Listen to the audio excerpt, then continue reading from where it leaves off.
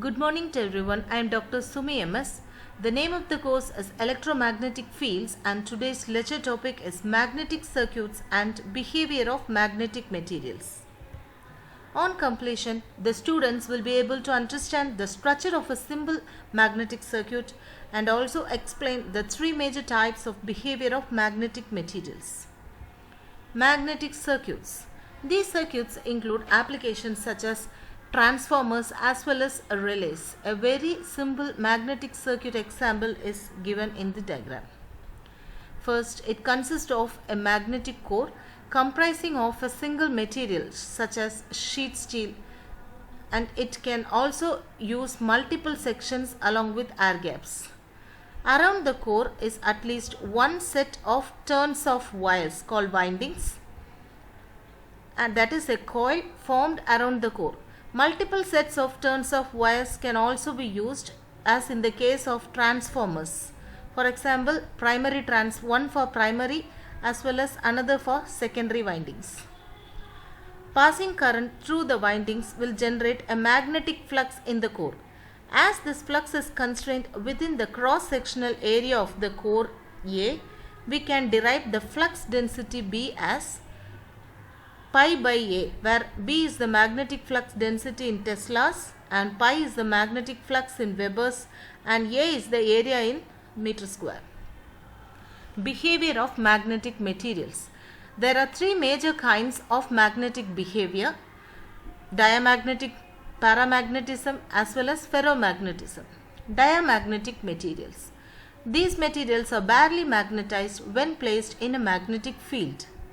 Magnetic dipoles in these substances tend to align in opposition to the field applied. In effect, they produce an internal magnetic field that will oppose the applied field outside, and the substance will tend to repel the external field around it. Thus, this opposing field disappears as soon as we are removing the external field.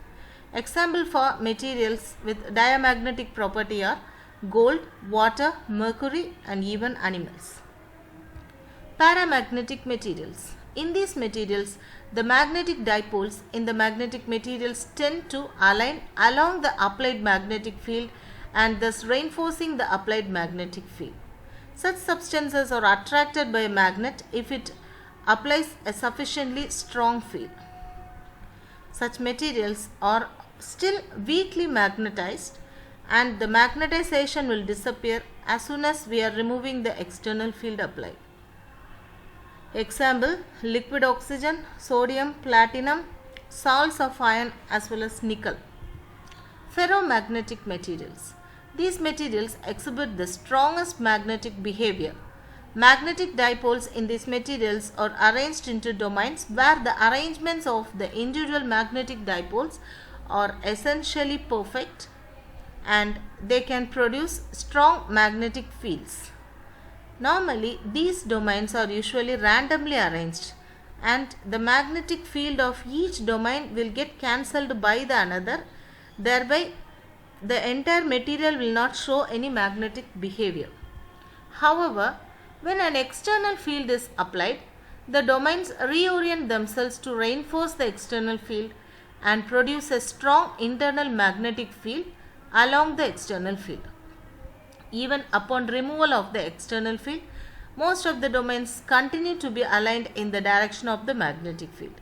Thus, the magnetic field of these materials persists even when the external field is removed. This property is used to produce permanent magnets that are used every day. Iron, cobalt, nickel, neodymium and their alloys are usually highly ferromagnetic and are used to make permanent magnets. Quiz questions on magnetic circuits and behavior of magnetic materials. Explain the structure of a simple magnetic circuit diagram. Give a note on the three major types of behavior of magnetic materials. What are diamagnetic materials? Give some examples. Write about paramagnetic materials.